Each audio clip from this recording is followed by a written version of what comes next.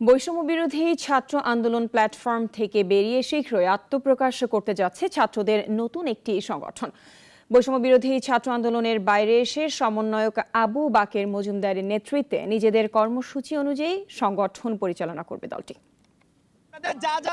বৈষম্য বিরোধী ছাত্র আন্দোলনের সাবেক সমন্বয়ক আবু বাকের মজুমদারের নেতৃত্বে নতুন সংগঠন নিয়ে আসছেন বৈষম্য বিরোধীরা। স্টুডেন্ট ফার্স্ট, বাংলাদেশ ফার্স্ট স্লোগানকে ধারণ করে হবে এই সংগঠন।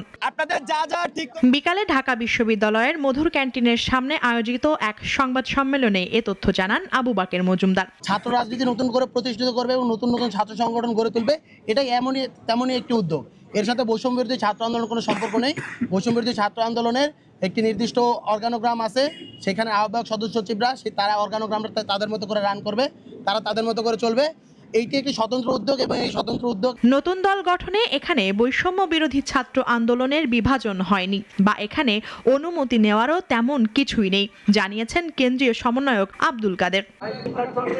সংবাদ সম্মেলনে বলা হয়, আত্মপ্রকাশ করতে যাওয়া নতুন দলটি কোনো লেজুর ভিত্তিক রাজনীতি চর্চা করবে না। দলের নেতৃত্ব গণতান্ত্রিক চর্চার মাধ্যমে নির্বাচন করা হবে।